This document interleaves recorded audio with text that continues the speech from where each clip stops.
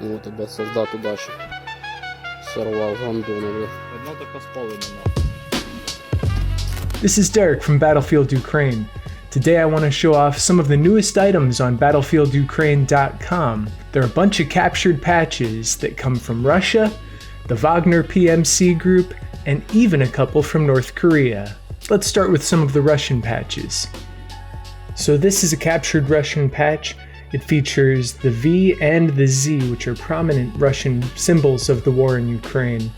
It also has a yellow star with kind of a pink AK-47 in front of those letters, and above that, a red beret. All of the patches I'm going to show today will attach with Velcro using a hook and loop system. Now this is an interesting patch. You see the tricolored Z in the Russian colors, again, symbol of the Russian invasion, but above that it says Zaporizhia Front, meaning that this patch was either captured in Zaporizhia or the soldier who wore it was in Zaporizhia at one point or another. There's the back of it. Now, I have not had any of these in before. This is from the Storm Z unit, which was comprised of mostly convicts that were recruited out of Russia's prison system. These penal units have a very high attrition rate and are often used in the notorious Russian meat wave assaults. Here you can see below the Z in St. George's ribbon, the bear, common Russian symbol, and the flag. Here's another Storm Z patch. This one has some damage to it. It's definitely seen some heavy use. It also has a bat symbol on there. Here's a tanker's patch. This says North Group, 1st Tank Battalion. You can see the tank and the Russian flag, but the most interesting part about this for me is behind the tank. I don't know if you can tell, but that's a stylized swastika. This is actually a common symbol among the far right in Russia and around the world. But it's interesting that Russia's main stated purpose for invading Ukraine was to denazify it. Moving on to some of my PMC patches, that's Private Military Contractor. This patch is a Russian leader's profile patch. You see the profiles there. Over here of Ramzan Kadyrov, the president or dictator of Chechnya. In the middle there is Yevgeny Prigozhin, the infamous founder and leader of Wagner PMC, who's now deceased, allegedly. And then on this side is Vladimir Putin himself, with a little more hair than what he actually has.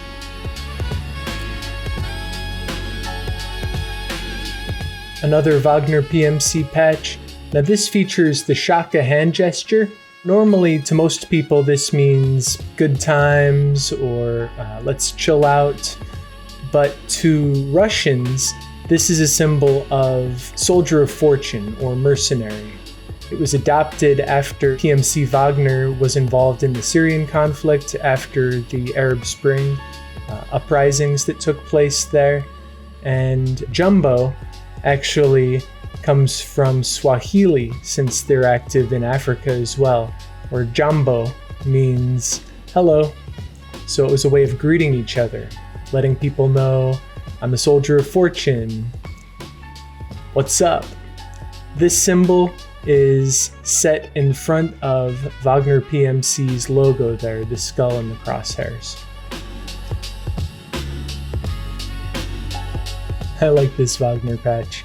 This has obviously the likeness of Yevgeny Prigozhin, who was the leader of Wagner, like I said, and who was killed, allegedly, shortly after leading a revolt on Moscow after he became disillusioned with the bloodshed that Wagner incurred while capturing Bakhmut in a very bloody campaign there. My favorite part about this patch, other than kind of the Godfather-esque Prigozhin, is the quote below it, which I've translated to, "We're all going to hell, but you'll be better." Here's one from a PMC or a private military contractor other than Wagner. This is actually a PMC known as Shield, which has been active in Ukraine as well. This one has a little different texture. It's almost like screen printed. It's not embroidered on there, but it still attaches with the same hook and loop fastener on the back. Here you see Russian soldier carrying what looks like a PKM machine gun in front of the ZV, in front of St. George's ribbon, which was a common symbol after World War II that Putin used to bolster people's spirits ahead of the invasion of Ukraine in the opening days of the war, and then the Russian flag down there. Now let's check out the North Korean patches. This one is a standard North Korean flag. It's definitely seen use. You can just tell by the wear on it. It comes on this hook and loop background. Russia employed the use of North Korean soldiers in recapturing Kursk in the fall of 2024 after the Ukrainian push in that Russian region. Now that was successful, but the North Koreans suffered really heavy casualties. So this comes from Kursk, and it's just an interesting piece of history. The other North Korean patch I have, I'm really a huge fan of this one. This has obviously the North Korean flag, and then in front of it is a likeness of Kim Jong-un, who's the North Korean dictator, member of the Un dynasty of North Korea. To North Koreans, he's more than human. He's almost godlike in how they think about him. Really, anything less than complete fealty and servitude to Un and his regime is met with near certain death. Alright, last but not least, this is my personal favorite out of this latest batch, and I've not posted this on the website yet just because I don't think I could part with it right now, but we'll see in the future, is this. It's got a little chihuahua on there, and I'm very partial to the ankle biters myself, so he's so ferocious, but he's so tiny. And above it, it translates to dogs of the regime. And then below, the translation is, we bite people for a sandwich. Now that's a literal translation.